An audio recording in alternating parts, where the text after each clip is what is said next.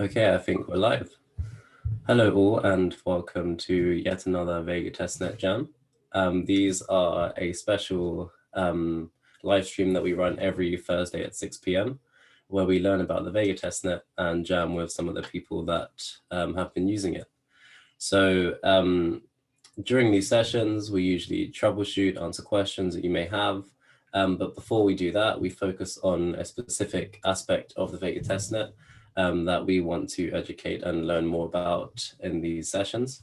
So today we have our favorite trader, Tamlin, and she'll be talking about governance. And this is a multi-part series. This is part one of the governance series.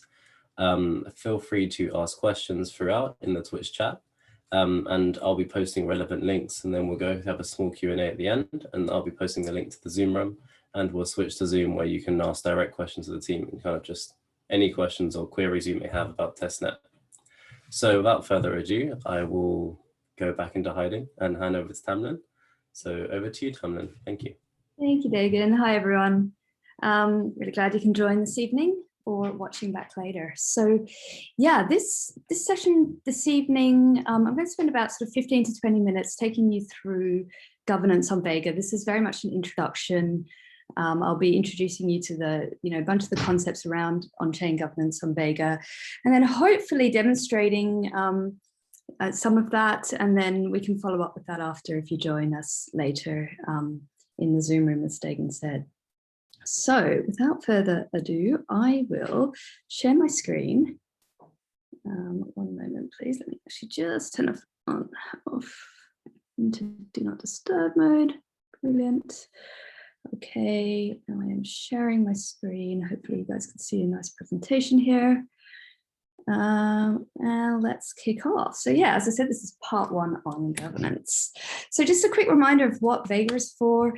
Vega is for creating and trading derivatives on custom proof of stake network that is really custom and bespoke for trading.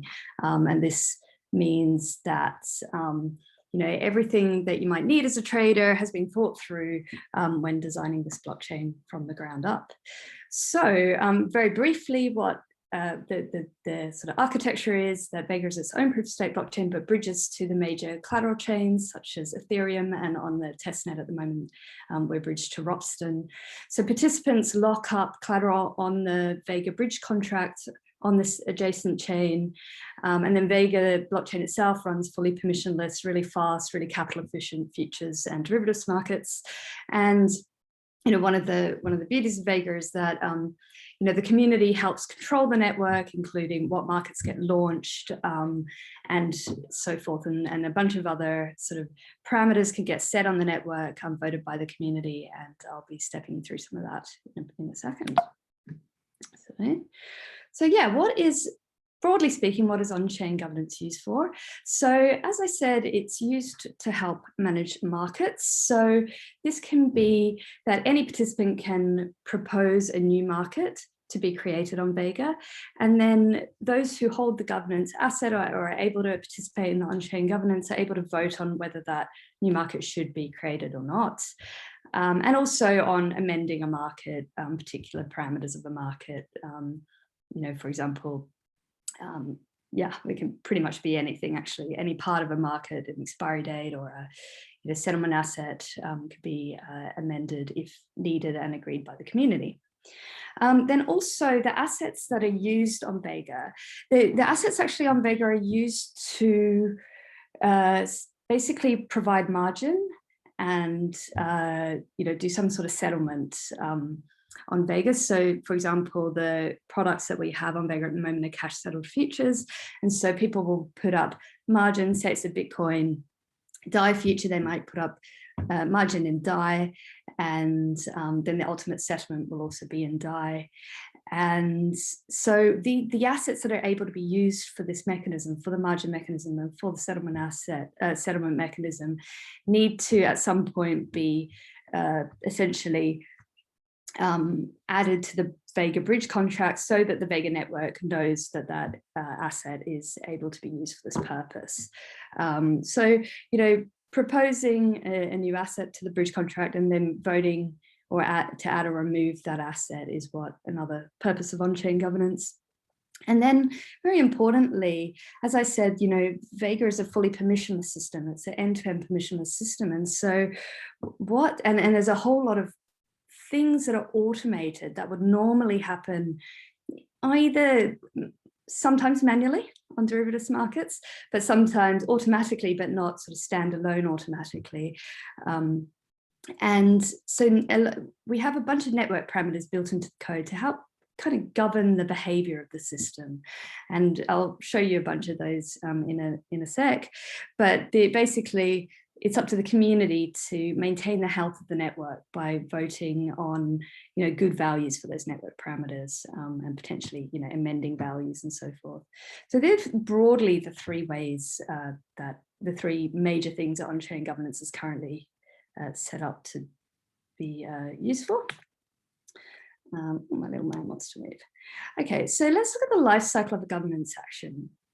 So any participant can submit a governance proposal to the network. Then the network basically looks at that proposal, checks that the governance parameters are fine. And in the next slide, I'll take you through what that really means. If they are fine, if the proposal has been well crafted and meets the requirements of the network, then there's a voting period where token holders, so the governance token holders, are able to vote for or against the particular proposal. And then at the end of the voting period, the network calculates success or failure. And again, I'll take you through how that is calculated in a minute. Obviously, if it is successful, then the governance action will be enacted. And this doesn't necessarily happen immediately. So when you formulate the proposal, you may say, look, I only want this enacted in 1 month's time, or whatever. And it will depend largely on the type of governance action. And so an example might be a new market proposal. It might be that you're preempting, launching a market in a month's time, but you're not, you don't want that market launched immediately. Or it might be like a network parameter that, the community and the network of traders needs time to sort of adjust their behavior, getting ready for that enactment. Cool. The mine's still moving. All right, so let's look at those governance parameters that I was talking about. So each governance transaction proposal that's submitted to the network specifies 4 particularly important parameters as part of that proposal. So one is the closing time of the vote. So that basically says, how long do people have to vote on this governance action?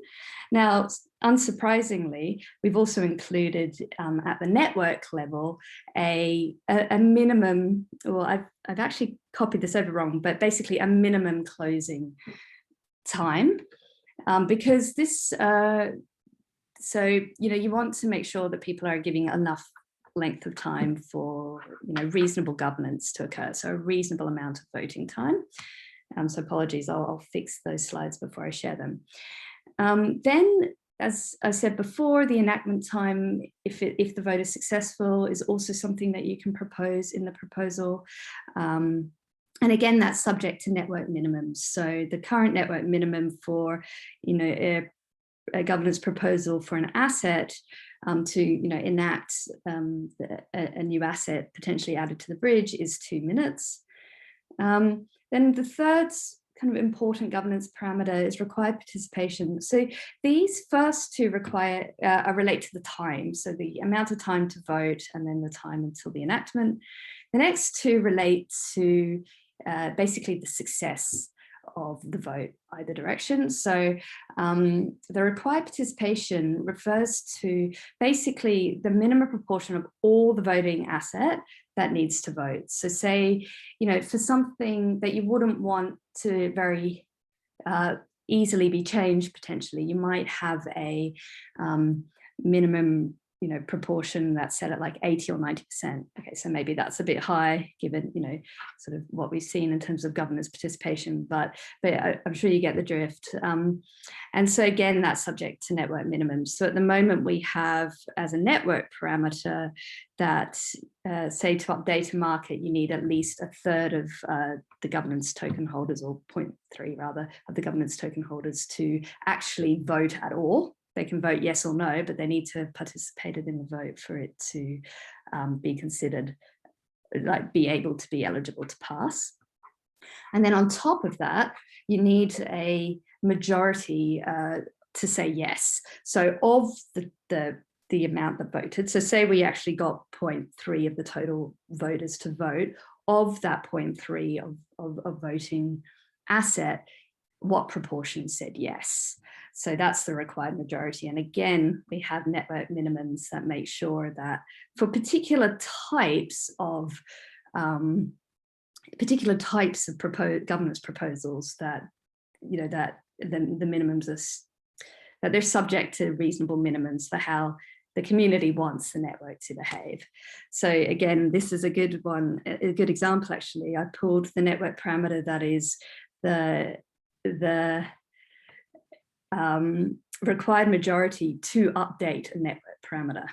So we said it's got to be quite high. It's got to be like 50%. And you could see even in time, we could have some even harder. It might be even harder to update a network parameter than just 50%. So yeah, the whole gist of this is that you have these network minimums that make sure that there is, that there's at least a good amount of time to vote, a good amount of time for the participants to get ready for the outcome of that vote, i.e. the enactment, and then there's enough participation in the vote and enough votes of yes for the proposal to pass. Right, so let's work through a success calculation. Let's work through how it works. Made this as a little quiz. So say we have 5 tokens in total, 5 governance tokens. And let's just say the success parameters are like, we need a minimum participation of 0.2, which is 1 token. So we need at least 1 token's worth of a vote on whatever this proposal is. And the minimum majority needs to be 50%. So if you have 2 votes, at least one of them has to say yes. So let's have a look at, let's just assume, drawn a line, which is basically the voting period. And let's look at a few things happening. So we've got participant 1 coming in, they've got 1 vote token and they vote yes. Right, so if it was going to close right here, right now, that would actually meet the criteria because it passes the minimum participation, 1 token is voted, and 100% of the tokens that voted yes. Now let's see what happens if we have participant 2 come in and they have 3 vote tokens and they vote no. So what is the outcome then? And this hopefully should be quite obvious, that the outcome is no, this vote doesn't pass because participant 2 came in with quite a lot of vote tokens. We've already established that there's been enough vote tokens to reach the min participation, but if you look at the min majority, it needs to be 50%, and the total number of vote tokens that have voted are 4, and only 1 of them, so only 25% of the tokens have voted yes. So that doesn't reach that minimum majority. Hopefully that makes sense. So let's go on to quiz number 2. So same setup, same number of tokens, same success parameters. So let's look if participant 1 has, again, 1 vote token and they vote yes. Participant 2, I think we're going to do the same thing. They've got 3 tokens, they vote no. Now, I just wanted to point out one nuance of the governance as it's currently set up. So if participant 1 increases their vote tokens, so maybe they've just gone and bought some more governance vote tokens over that period. What actually does that mean for the outcome? So what it actually means is the outcome in this case would be yes, because those 3 vote tokens are, okay, I've obviously made a slight mistake here because I said there's only 5 tokens in total. Let's pretend there are 6 tokens in total, or 7 tokens in total, because I'm assuming participant 1 has bought 3 tokens from someone else in the market. So now participant 1 has 4 tokens in total and participant 2 has 3. And participant 1 has voted yes, and they have more than 50% of, so the total tokens in this case that will have voted would have been 7, yeah, and they are 4 of them, so that's greater than 50%, and so the outcome is yes. So the important thing to note there is that the calculation happens at the point of the calculation of the sort of weighting, let's say, of each participant's vote happens at the point that the outcome is decided. So at the success calculation point. Cool, so last little quiz. Right, so same setup again. I'm not sure if I made the same mistake. Let's step through it and see what we've got here. We have same setup, participant 1 having 2 tokens this time voting yes, participant 1 has 1 token has voted no. Okay, now participant 1, what do? They actually change their vote. Well, they actually re-vote, but this time they vote no, right? So now what's the outcome going to be? Hopefully this is fairly obvious. Now the outcome is going to be no, because both participant 1 and participant 2 are voting no. Cool, so that's 3 little steps through of a success calculation. So how can you actually vote as a participant? I forgot to write here, but obviously you need to own some of the governance assets. So on the testnet, it's really easy. You can just go hit the faucet on Ropsten. You can do that through the console. And if you go through, and there are some great videos that Chris and others have put up that show how to get collateral, including the vote token. Also, our docs are fantastic. So the link to our docs is docs.vega.xyz.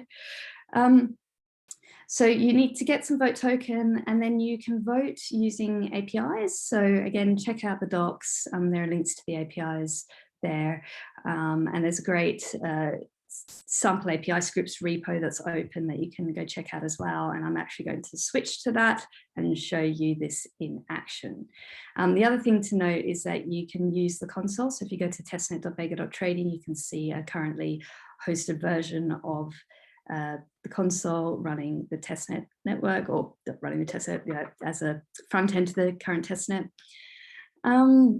And speaking more of the console, I gave a sneak preview of this in a recent presentation, but just to show you again, you won't find this in there at the moment, but this is a bit of a sneak preview of what's coming. So you'll be able to see, at the moment, you can see a list of all proposals, and I'll show you how you can sort of vote for and against those proposals in the current view, but this is a richer view that's coming in the near future, which, as you can see, you can filter by different types of statuses of the proposal and whether they're for like a new market or something to do with amending a market, or the assets or the network parameters. So this is the proposal type that I was talking about before. You can see this for and against graphic is showing, like, it's tracking the for and against as things currently stand. And you can see it's tracking the vote participation as well, because we know that there needs to be a minimum participation. And actually, I think that's what this column here is telling you whether participation threshold has been met yet or not met. So super handy view. As I said, watch the space. It'll be in console in the not too distant future. So that's a nice overview. And then this is a console view for network parameters, specifically where you get to drill into a little bit more detail. Once again, I'll show you where the list of network parameters is, and this is a sort of richer view of that. And then on the market details, there's a market information view in the console, and when a new market is being proposed, or there's been a governance proposal to amend a market, you'll be able to find that proposal. So say you're trading on a market and you've got that market information view up, you'll be able to see if there's a proposal raised against that market. So that's really cool as well. And I will end the presentation there, but what I will do is I'll just switch over, just give me 1 minute to set myself up, and I'll switch over and show you some of this in action. Just a few more minutes on this, and then we'll go to questions, and we'll go to the live Zoom room. Great. So what I have here, I talked about this sample API scripts repo, which you can get to through our GitHub Vega protocol GitHub page. It's one of our open projects, and it's really easy. I just use Gitpod, and I think again there's some videos of how to get going on Gitpod, but it just gives you a nice little hosted web environment of the different scripts that you can run pretty easily. And so these are really helpful for someone like me. I'm not a developer, so I like to go in and use these and play around with the parameters maybe and try and place proposals. So what I'm going to do is I'm going to suggest we start with a proposed vote in that net params. So over here in the files folder view, you can see proposed markets, you can see proposed net params, you can see proposed votes, which helps you just sort of look at your proposals. But yeah, I found this in the proposed net params. So this is a proposed vote in that net params.py. Cool. And so what I'm going to do is propose a change to a network parameter. So I think I have set up my credentials fine, but let's just have a look. So this script will help check if I've got governance token, which I believe I do. In fact, this is me set up over here. If I go to my workspace, I can see my collateral down here. I've got some T-vote. So just a small amount of T-votes enough for me to at least get going on at least proposing and voting on something. So I think this file as it currently is set up to update this market liquidity target stake triggering ratio. I'm going to suggest that we try a different network parameter just to do something different.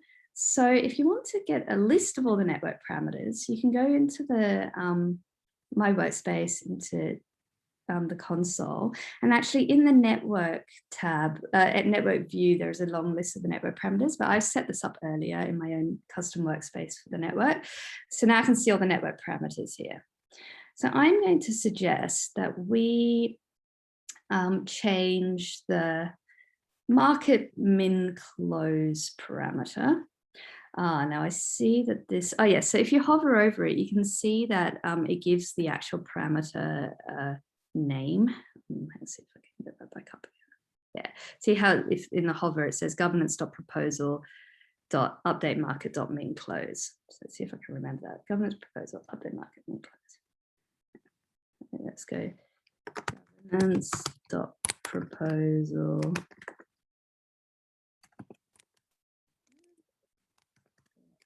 Is that update market.min close?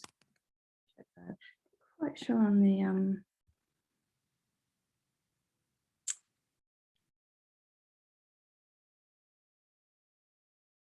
yeah, that looks good to me. Great. So let's change that. At the moment, that is, where is it? It's at 1 hour. I'm going to put it at, see if we can put it at like 60 seconds. I thought this was in seconds, this one. So why don't we just change it at the moment to like 0.5, since that seems to be just not a huge difference to what's, oh, sorry, I'm an idiot. Okay, so I think that's like that, so 60 seconds. Okay, cool. So let's go here down to the command line and go, let's run this file. So I'm going to go Python 3, propose net params, propose net params. Okay, cross our fingers, see if this works. Okay, it's nothing, it's not very happy. It is saying, it doesn't like my 60 seconds. I did this earlier or something and it worked really well. So let me see. I don't know if it's something in the, you know what I might do? I might just go undo all of these and go back to the one that was there. We'll just change the amount slightly because then hopefully it's working. So let's, instead of 0.7, let's do 0.3 and rerun that. Oh, this looks better. So it's clearly I just had to work something out with the values here. So you can see that this has been, we've signed the market proposal, we sent it to Vega, the proposal has been accepted by the network. This is the details of the proposal, and now we're waiting on a success or fail. So if we go back to our console and we go back to my workspace, this is the list of current governance proposals. I'm just going to refresh it to make sure we've got all of them. It's a little bit of a trick sometimes with the proposals. But sometimes useful to refresh. Let's hope it's there. Right, so we do have some network parameters. The time right now is probably 6:27. Yep, so it looks like this is my proposal right here. So I've proposed to update the network parameter. And the deadline for the votes is, I think, tomorrow. Is that right? Yes, on tomorrow, so it was 24 hours, and then it would get immediately enacted if it's voted for or against. And you can see that there's one vote for, and that's because in the scripts that I just ran, I voted for it myself with my this is basically equivalent to one vote token, or like the minimum amount of vote token. So at the moment, we don't have console set up so that I could vote for or against on this particular for updating a network. I think I'm not 100% sure whether you can vote in console yet for an asset. So if someone proposes a new asset on the bridge, we can try that out maybe if for anyone who comes into the Zoom room. But when a new market is proposed, you can vote for or against it. And at the moment, this has been rejected, so we can't do it right now. But what I would be able to do is click on it. And if I click details, it would open up and it would say for or against, and I would be able to click for or against, and that would register my vote, whether I think that this proposed market should be enacted. So that's all I really wanted to show you today. Hopefully that's a little bit helpful for getting you started in experimenting with the governance of Vega. Like I said, those three major category types mean that the community get a chance to really help control and guide how the network behaves, and I'm really looking forward to working with you all on that over the next little while. All right, I'll hand back to Dagan and see if there are any questions.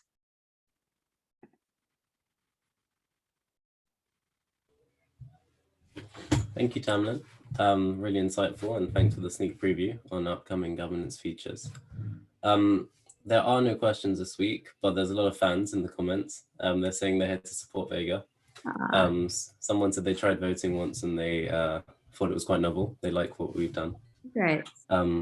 So I've posted the Zoom link, and if anyone who's interested, come and join us in the Zoom room after, where we'll just be chilling and there to talk about any questions or concerns or anything you want to push to the team. Yeah, I'm really happy to help you actually do a vote for the first time. So happy to get you started using those scripts that I showed you or showing you the front end. So if you're getting a bit stuck, please come and hang out with us now. Okay, well, as always, this is recorded and it will be posted onto our YouTube channel where you can watch it back. Just type in Vega Protocol on YouTube. And yeah, thank you so much, Tamlin. We'll see you in the Zoom room. Until next week. Bye. Thanks, Dagan. Thanks, everyone.